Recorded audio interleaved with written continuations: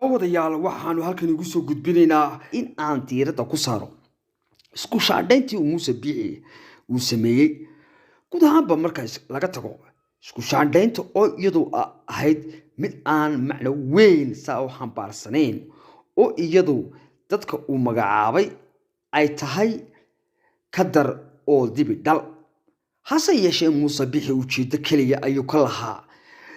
isku shaandhaynta maanta uu sameeyay maxay tahay وقضب كيستول تاجنا وسيرك وسارة بيها على مريحان ويسقوها وسارة بيها وحى وجي وسارة ورفافنت إياه وعي جلنته حكومة موسى أي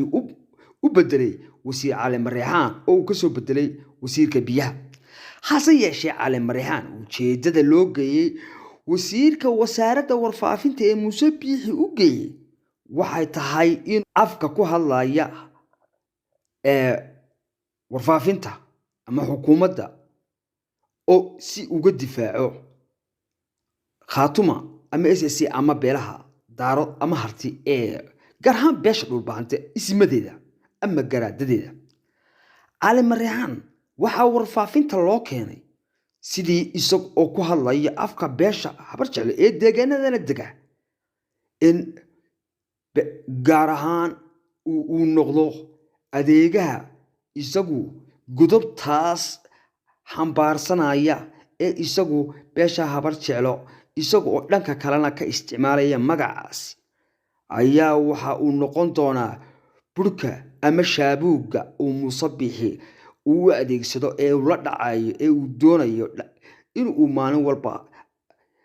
afhumo iyo jawaabo uu cali mariyaan ku weeraro garaadada ama beelaha dhulbaante hase yeeshee cali mariyaan waxa loo geeyay wasaaradda warfaafinta waa arrimo siyaasadeed oo sidii loo isticmaali lahaa Muuse Biixi Cabdi waxa uu xilligan cali mariyaan u geeyay warfaafinta arrimo siyaasadeed iyo sidii uu isticmaali lahaa shaabuuga lala dhacayo garaadada beesha dhulbaante cali mariyaan hadda ujeedada wasaaradda loo geeyay waxa weeye sidii uu shaabuug ama uu noqdo qof loo isticmaalo garaadada oo Muuse Biixina u adeegsan doono hase yeeshee waxba ku dheeraamaya ujeedada cali mariyaan warfaafinta loo geeyay waa sidii u caayi lahaa garaadada ama isimada ama waxgarad ama beelaha dhulbaante tan ayaa mid xilligan ay Soomaaliland dib u gelinaysa 94kii xilligii dagaal beeleedada ka dhacay Soomaaliland waa arinta xilligan ka aloosan